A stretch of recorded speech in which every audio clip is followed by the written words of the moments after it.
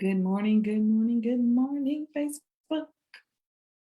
Good morning. Let me get IG up so we can get started with this live. Good morning. Be patient with me as I get my IG going. Good morning, IG. Good morning, Facebook.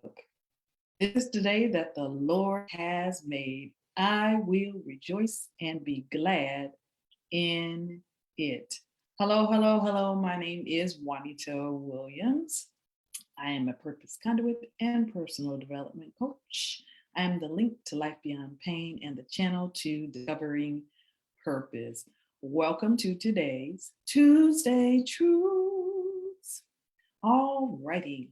So I have something amazing coming up. I'm going to be doing a free webinar in May. So look for details regarding that free webinar. So today we're going to be talking about the dash.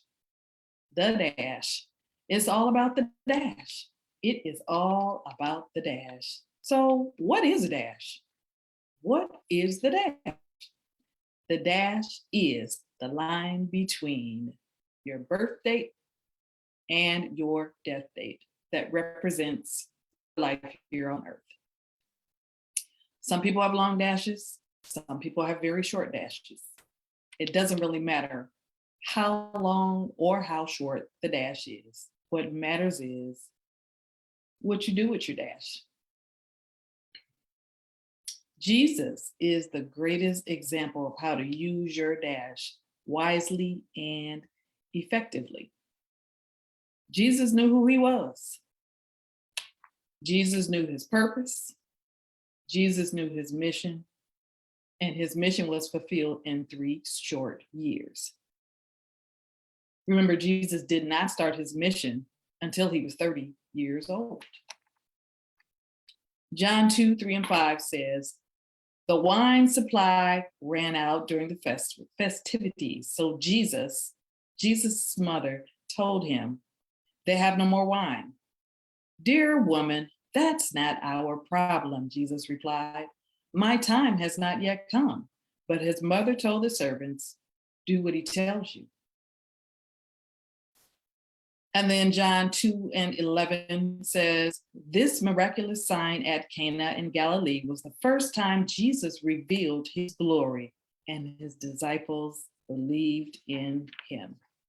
So I'm going to tell you about some of the things that Jesus did while he was here on earth, how he used his dash effectively and wisely. Jesus changed water into wine. That was the first miracle. Jesus cured the nobleman's son. Jesus, the miracle is the great haul of fishes. When Peter and them was out there fishing, they couldn't catch no fish. And Jesus told them to cast your net back out again. So that's the great haul of fishes. Fish, I said fishes, fish. Jesus cast out unclean spirits. Jesus cured Peter's mother-in-law. Jesus healed a leper. He healed the centurion's servant. Jesus raised the widow's son from the dead. Jesus stilled the storm. Jesus cured the paralytic. Jesus raised the ruler's daughter from the dead. Jesus fed 5,000, and then he fed 4,000. Jesus cleansed the 10 lepers, and Jesus raised Lazarus from the dead.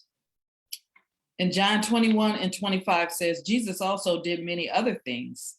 If they were all written down, I suppose the whole world could not contain the books that would be written. So he did way, way more. This is just a few of the miracles that Jesus did while he was here on earth, using his dash effectively and wisely. Jesus also was a teacher. He was a preacher. He chose the disciples to train and teach them. He tried to teach them Pharisees and them Sadducees, but they really just didn't get it. They thought they were super religious and they wanted Jesus dead because he was disrupting their plan to be super religious and condemn everybody else. But he tried. He tried. So Jesus used his dash wisely and effectively. Most importantly, Jesus rose from the dead. John 3:16 says, excuse me, I don't know what's going on with my throat. I wake up and it's just like raw. But John 3:16 says, for God so loved the world that he gave his only begotten son, that whosoever believed in him should not perish, but have everlasting life. He came for us. If Jesus didn't die and rise, there would be no everlasting life for us. We would be destined to the lake of fire, where our souls would be tormented forever. And if you didn't know, our souls never die.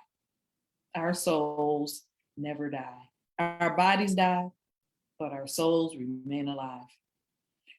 And if you don't believe me, Ecclesiastes 12:7 says, For then the dust will return to the earth.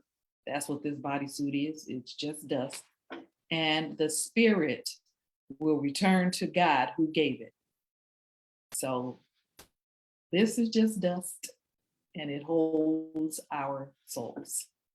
And that's Ecclesiastes 12:7. So let me ask you some questions. When you come to the end of your life, will your life be full and complete? When you come to the end of your life, will others say you left a positive impact on their lives? And when you come to the end of your dash, which is your life, will you be able to say, I have fought the good fight. I have finished the race. And I have remained faithful. And now the prize awaits me, the crown of righteousness, which the Lord, the righteous judge, will give me on his day, on the day of his return. And the prize is not just for me, but for all who eagerly look forward to his appearing. And that is 2 Timothy 4:7-8. Jesus knew who he was. Jesus knew his purpose, and Jesus completed his mission. So what will you do with your dash? That is today's Tuesday Truths. My name is Juanita Williams. I'm a purpose conduit and personal development coach. I'm the link to Life Beyond Pain and the channel to discovering purpose. That is today's Tuesday Truth. You guys have a fantabulous day and an awesome-tastic week. But before you go, I just feel like singing a little bit. Is that okay? This song was just in my spirit this morning while I was doing my morning routine. So I'm just going to sing just a little bit of it, and then I'm going to be out. It's an old school song. Way back in the day when I was a little girl. I don't know if our choir sang this song, but I always loved it because I love harmonies. So the song goes a little something like this. I'm determined to walk with Jesus. Yes, I am. I'm determined to walk with Jesus. Yes, I am.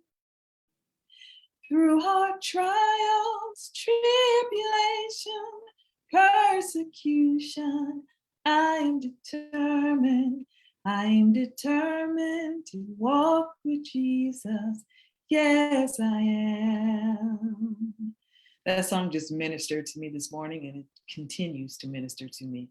So, again, this is today's Tuesday Truth. My name is Juanita Williams. I am a purpose conduit and personal development coach. I am to link the Life Beyond Pain and the channel to discovering purpose. You guys have a fantabulous day and an awesome week.